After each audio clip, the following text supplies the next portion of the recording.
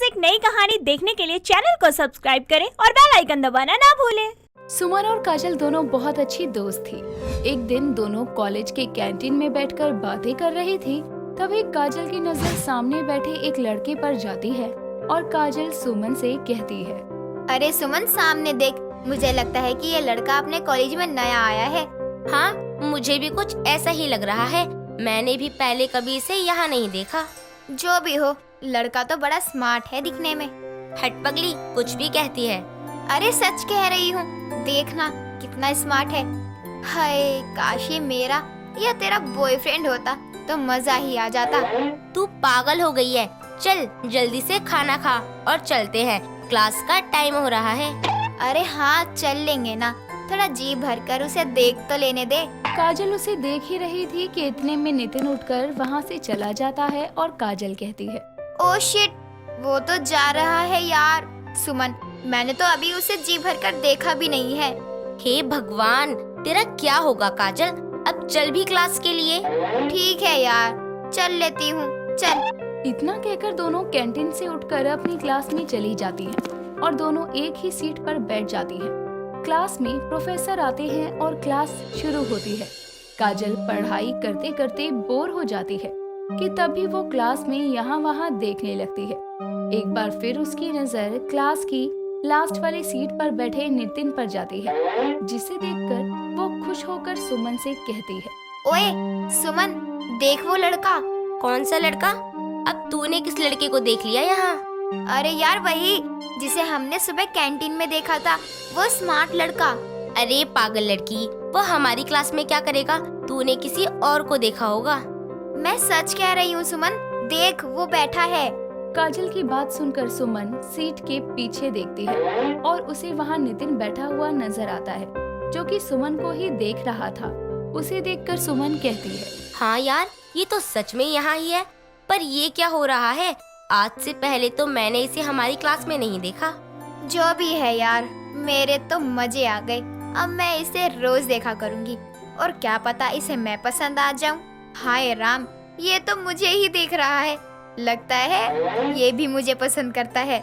हाँ चल ठीक है, अब पढ़ाई पर ध्यान दे, वरना प्रोफेसर हम दोनों को क्लास से बाहर कर देंगे बात करने के चक्कर में। थोड़ी देर में छुट्टी हो जाने पर सुमन और काजल भी घर के लिए निकल जाती हैं। पर काजल की नजरें अभी भी नितिन की ओर ही थी, पर वो उसे कहीं नजर नहीं आता। अगली सुबह काजल कॉलेज नहीं जाती, इसीलिए सुमन अकेली कॉलेज की कैंटीन में बैठकर खाना खा रही थी। इतने में उसके पास की सीट पर नितिन आकर बैठ जाता है। उसे देखकर सुमन चौंक जाती है। नितिन सुमन से मुस्कुराते हुए कहता है, हाय, मेरा नाम नितिन है। सॉरी, मैं यूँ अचानक आपके पास आकर बैठ गया। आपको बुरा तो नहीं लगा ना? नहीं नहीं, ऐसी कोई बात नहीं है। वैसे भी ये सीट खाली थी। थैंक्स यार, मुझे लगा शायद आपको बुरा लगा होगा। वैसे आपका नाम? मेरा नाम सुमन। क्या बात है, आपका नाम तो बड़ा ही प्यारा है, सुमन, यानी अच्छा दिल। मैंने सही कहा ना? दोनों कुछ देर और बातें करते हैं और फिर क्लास के लिए साथ जाते हैं। उस दिन काजल आई नहीं थी, इसीलिए नितिन काजल की सीट पर बैठ जाता है। ऐसे ही एक दिन में दोनों ने ढेर सारी बातें कर ली थी और दोनों की अच्छी दोस्ती हो गई थी। अगले दिन जब काजल कॉलेज जाती है तो वो देखती है कि सुमन और नितिन की दोस्ती हो गई है। ये देखकर उसे अच्छा लगता है। कुछ दिनों बाद तीनों दोस्त बन चुके थे, पर सुमन और नितिन एक दूसरे को दोस्त से कई ज्यादा मानते थे। एक दिन सुमन और नितिन एक पेड़ के नीचे बैठकर बातें कर रहे थे। तभी नितिन सुमन से कहता है, कितने कम समय में हम दोनों कितने अच्छे दोस्त बन गए ना। पता ही नहीं चला कि कभी ये साल भी बीत गया और अब कॉलेज भी खत्म होने वाला है। फिर सब अलग अलग हो जाएंगे ना। हाँ तुमने सही कहा नितिन, सब अलग हो जाएंगे हम भी। सुमन, मैं तुमसे बहुत दिनों से कुछ कहना चाहता हूँ, पर हर समय काजल साथ रहती है तो कहने का मौका ही नहीं मिलता। हाँ वो तो है, वो मेरी बहुत अच्छी दोस्त है ना, इसीलिए हर वक्त मेरे साथ रहती है। खैर बताओ, तुम्हें क्या कहना था मुझसे? सुमन, अगर तुम्हें मेरी बात बुरी लगे ना तो बता देना। वो बात यह है कि सुमन, आई लव यू। क्या?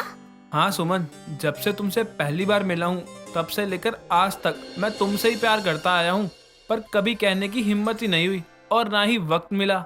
नितिन, मैं क्या कहूँ, मुझे कुछ समझ ही नहीं आ रहा है। देखो सुमन, तुम्हारा जो भी फैसला होगा मुझे मंजूर होगा। नितिन, मेरा जवाब हाँ है। क्या कहा? हाँ? Oh my god, thank you so much Suman, आज मैं बहुत खुश हूँ। अब सुमन और नितिन कुछ महीनों तक एक दूसरे को डेट करने लगते हैं और कुछ समय बाद सुमन काजल को भी अपने और नितिन के बारे में बता देती है। ये सुनकर काजल कहती है, यार तुम दोनों तो बहुत तेज निकले, मेरे पीछे ये सब कैसे हो गया? यार मैं तुझे बताने ही वाली थी पर टाइम नहीं मिला कभी। और हाँ, नितिन और मैं शादी कर रहे हैं। क्या तुम शादी करने वाले हो?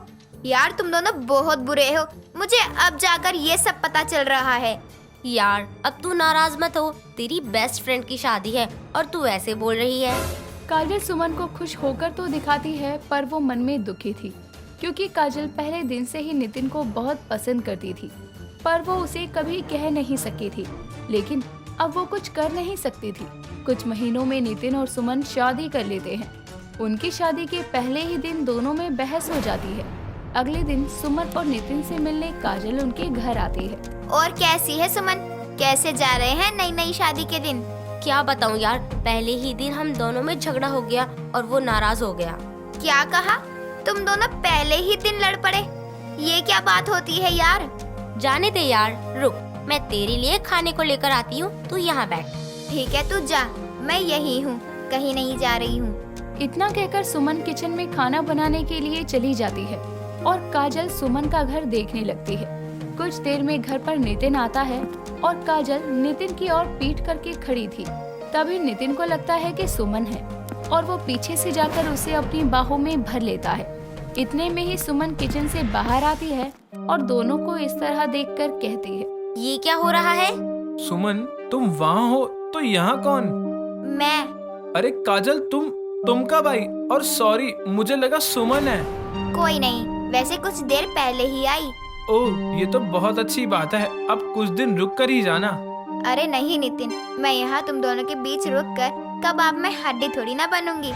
ऐसा कुछ नहीं है, तुम्हें अभी यहीं रुकना है कुछ दिन हमारे साथ, क्यों सुमन? हाँ काजल, सही कह रहे हैं नितिन। अब नितिन और सुमन की बात मानकर काजल कुछ दिन के लिए उनके घर पर रुक जाती है। अब काजल के आने से नितिन सुमन को कम टाइम दे रहा था और ये बात सुमन को पसंद नहीं आ रही थी। काजल को आए 2 दिन और नितिन सुमन की शादी को 4 दिन हो गए थे और इसी के साथ सुमन और नितिन में छोटी छोटी बातों पर झगड़े होने लगते हैं।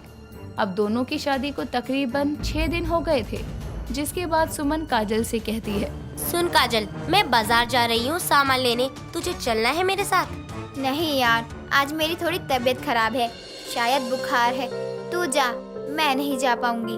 अच्छा ठीक है, तू यहाँ पर आराम कर, मैं जाती हूँ। और हाँ, नितिन घर पर है, उनकी छुट्टी है, अगर तुझे कुछ चाहिए हो तो उसे कह देना। ठीक है। इतना कहकर सुमन घर से बाजार के लिए चली जाती है। सुमन के बाजार जाने के बाद अब घर पर काजल और नितिन अकेले थे और ये बात सुमन के मन में खटक रही थी। उसे ये लग रहा था कि शायद काजल और नितिन के बीच कुछ चल रहा है। जब वो घर वापस आती है तो जहाँ वो नितिन और काजल को गले लगे हुए देखकर कहती है, तो ये चल रहा था मेरे पीठ पीछे, मेरी दोस्त और मेरे पति दोनों मिलकर मुझे धोखा दे रहे थे। सुमन, ऐसा कुछ नहीं है जैसा तुम सोच रही हो। मैं सब देख रही हूँ, तुम दोनों ने मिलकर मुझे धोखा दे दिया। सुमन, मैं क्या कहूँ, मुझे कुछ समझ ही नहीं आ रहा है, मुझे माफ कर दो। शायद मेरे नसीब में पति का प्यार ही नहीं था। शादी के 7 दिनों में ही मेरे पति की असलियत मेरे सामने आ गई। शायद इसीलिए भगवान ने काजल को भी यहाँ भेजा, ताकि पता चल सके कि इस दुनिया में सब रिश्ते मतलब के होते हैं। इतना कहकर सुमन उस घर से अपना सामान लेकर अपने पुराने घर चली जाती है। शादी के सिर्फ 7 दिन बाद ही वो अपने 7 दिन वाले पति को तलाक दे देती है। शिप्रा नई शादी करके अपने ससुराल में आई होती है, जहां उसकी सास कमला उसको अपनी बेटी की तरह प्यार करती है। ऐसे ही एक दिन कमला रसोई में काम कर रही होती है और शिप्रा अपने रूम में हेडफोन लगाकर गाने सुन रही होती है। तभी उसकी माँ कावेरी का कॉल आता है और वो शिप्रा से बोलती है, शिप्रा बेटा, वहाँ सब ठीक तो है ना? तुझे किसी चीज की दिक्कत तो नहीं है ना? मैं आपसे क्या ही बोलूं, अब मैं इस घर की बहू हूँ और अपने ही ससुराल वालों की बुराई तो मैं कर नहीं सकती। पर हुआ क्या? अगर तुझे वहाँ कोई दिक्कत है तो तू मुझे बोल, मैं कुछ करूँगी। आपने इस घर में मेरी शादी करके ही सबसे बड़ी गलती की है। अब आप क्या ठीक करोगी? रहने दो, मैं यहाँ एडजस्ट कर लूंगी। अच्छा, मैं आपसे बाद में बात करती हूँ, मुझे बहुत सारा काम करना है। आखिर मैं इस घर की बहू नहीं, नौकरानी जो हूँ। ये बोलकर शिप्रा फोन रख देती है और किचन में जाती है, जहाँ कमला सारा खाना पहले ही बना चुकी होती है। और शिप्रा को किचन में देखकर उससे वो बोलती है, बहू, मैंने खाना बना लिया है, तू बस टेबल पे लगा दे। क्या माँ जी, आपने अकेले ही सारा खाना बना लिया? मुझे बता देती ना, मैं बना देती। अरे कोई बात नहीं बहू। माँ जी, आप मेरे बारे में कितना सोचती हैं? इतना प्यार तो मुझे मेरी माँ ने भी कभी नहीं किया जितना आप करती हैं। ये बोलकर दोनों सास बहू खाना लेकर टेबल पर लगाती है कि तभी अनमोल आ जाता है। घर आते ही खाने की खुशबू को सूंघकर अनमोल अपनी माँ और बीवी से बोलता है, खुशबू तो बड़ी अच्छी आ रही है, क्या बना है आज खाने में? आज माँ जी ने खाना बनाया है तो खुशबू अच्छी आएगी ही ना। अरे बहू की तो आदत है मेरी तारीफ करने की। तू जा, जल्दी से फ्रेश होकर आ जा। अनमोल जल्दी से फ्रेश होकर बाहर खाने के लिए आता है। डिनर करने के बाद में कमला अपने रूम में जाती है और शिप्रा भी अपने रूम में जाकर अनमोल से बोलती है, अनमोल जी, मैं रोज रोज माँ जी के हाथों का खाना खा खा कर पक गई हूँ। आप माँ जी से बोलो कि ये बकवास खाना बनाना बंद करें। यार तुम तो एक नंबर की दोगली हो। आपने मुझे दोगली बोला? आखिर मैंने ऐसा किया ही क्या है जो आप मुझे दोगली बोल रहे हैं? अभी कुछ देर पहले बाहर खुद ही बोल रही थी कि माँ जी ने खाना बनाया है, खुशबू तो अच्छी आएगी ही, और अब मेरे सामने आकर बोल रही हो माँ जी को बोलो बकवास खाना बनाना बंद करें। तो आप ये बोलना चाहते हैं कि मैं माँ जी को हर्ट करूं, उनके मुंह पर ये बोलूं कि माँ जी आप खाना मत बनाइए? और क्या, तुम्हें जो दिक्कत है वो सीधा बोलो ना। माँ के सामने कुछ और मेरे सामने कुछ और बोलोगी तो दोगला ही बोला जाएगा तुम्हें। और अब मुझे कोई बहस नहीं करनी, सोने दो मुझे। ये बोलकर अनमोल सो जाता है और अगले दिन शिप्रा किचन में जाकर अपनी सास से बोलती है, क्या माँ जी, हमेशा आप ही खाना बनाती हैं, सब क्या बोलेंगे कि बहू को देखो सास से काम करवाती है। आप आराम कीजिए, आज मैं आपके लिए खाना बना दूं। हाय, कितनी प्यारी और गुनी बहू मिली है मुझे। शिप्रा अपनी सास को बाहर भेजकर खुद खाना बनाने लगती है और खाना बनाते हुए खुद से बोलती है, एक बार भी बुढ़िया ने ये नहीं बोला कि नहीं बहू तू रहने दे, मैं ही बना लेती हूँ खाना। बुढ़िया इसी फिराक में थी कि कब बहू बोले माँ जी हटिए, मैं खाना बना देती हूँ। शिप्रा खाना बनाते हुए खुद से ही बातें कर रही होती है। तभी कावेरी का कॉल आता है और कावेरी शिप्रा से बोलती है, ससुराल जाते ही तो अपनी माँ को भूल गई। ये नहीं कि माँ को फोन भी कर लूं कभी। फोन तो तब करूँ ना माँ जब घर के कामों से फुर्सत मिले। यहाँ आकर तो मैं नौकरानी बन चुकी हूँ। अपनी बेटी की ये बात सुनते ही कावेरी उसे वीडियो कॉल करती है। अपनी बेटी की बातों पर भरोसा नहीं है ना, तभी वीडियो कॉल की है, ये देखने के लिए कि मैं सच बोल रही हूँ या झूठ। आपको भी यही लगता है ना कि मैं दोगली हूँ? ऐसा नहीं है बेटा, मैंने तो बस तुझे देखने के लिए फोन किया था। शिप्रा अपनी सास की बुराई अपनी माँ से कर ही रही होती है। तभी उसके घर में उसकी ननद सुहानी आती है और शिप्रा फोन रखकर अपनी ननद के पास जाकर उसे बोलती है, अरे दीदी, आप यहाँ अचानक हमें बता देती, अनमोल जी आपको लेने आ जाते। अरे भाभी, ये तो बस छोटा सा सरप्राइज था आपके लिए। याद है ना आपको, आपने मुझे बोला था कि आप अपनी शादी के 6 मंथ एनिवर्सरी पर मुझे डायमंड की रिंग देंगी। बस वही लेने आई हूँ। उस समय टाइम नहीं मिला तो अब आ गई। हाँ याद है मुझे, पर क्या करूँ, तुम्हारे भाई मुझे पैसे देते ही नहीं। कितनी बार उनको बोला है कि दीदी के लिए एक डायमंड रिंग बनवानी है, कुछ पैसे दे दो, पर वो हैं कि सुनते ही नहीं। बोलते हैं दीदी की शादी हो गई है और शादी के बाद लड़कियां पराई हो जाती हैं। अगर तुम्हें कुछ देना ही है तो खुद दे दो, मुझसे मत बोलो। सच भाभी, अनमोल ने ऐसा बोला? आपको क्या लगता है दीदी, मैं आपसे झूठ बोलूंगी? आप ननद कम और दोस्त ज्यादा है मेरी। अगर मैं काम कर रही होती तो मैं आपके इन सुंदर हाथों के लिए एक रिंग तो क्या, आपके लिए हार भी बनवा देती। और आपको पता है मैं जो बोलती हूँ वो जरूर करती हूँ। कोई बात नहीं भाभी, मैं समझ सकती हूँ। वैसे मैं यहाँ आप सबको इनवाइट करने आई थी। निखिल जी ने एक और नया बिजनेस शुरू किया है, कल उसी का इनॉग्रेशन है, तो आप सभी को आना है। दोनों ननद भाभी बात कर रहे होते हैं कि कमला वहाँ आती है और सुहानी अपनी माँ से मिलकर वहाँ से चली जाती है। अगले दिन सब सुहानी के घर जाते हैं, जहाँ अनमोल अपनी बहन को छेड़कर उससे बोलता है। क्या है ये सब? माँ बता रही थी तू कल मेहमान की तरह आई और मेहमान की तरह चली गई।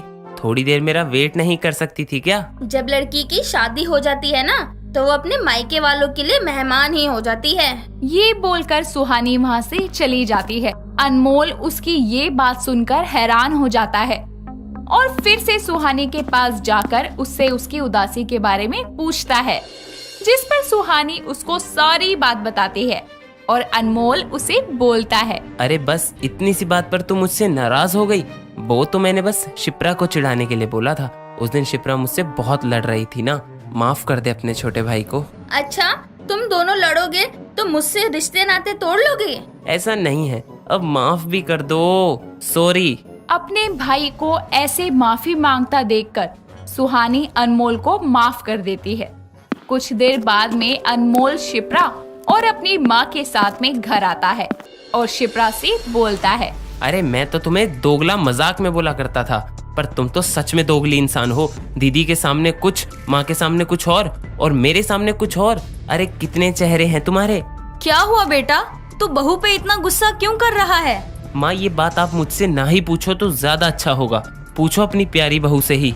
ये बोलकर अनमोल शिप्रा की सारी हरकतों के बारे में अपनी माँ को बताता है, जिसके बाद अनमोल शिप्रा से बोलता है, मैं दोगले इंसान के साथ अब और नहीं रह सकता। अब तुम्हारे पास दो ऑप्शन है, या तो मुझसे दूर हो जाओ या अपनी ये दोगली बातें करना बंद कर दो।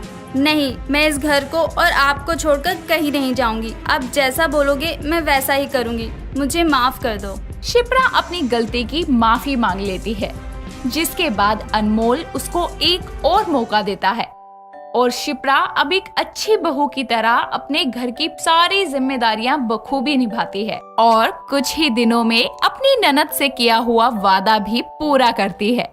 दोस्तों, अगर आपको ये कहानी पसंद आई तो इसे लाइक करें, शेयर करें और कमेंट करके बताएं कि कहानी में आपको सबसे अच्छा क्या लगा।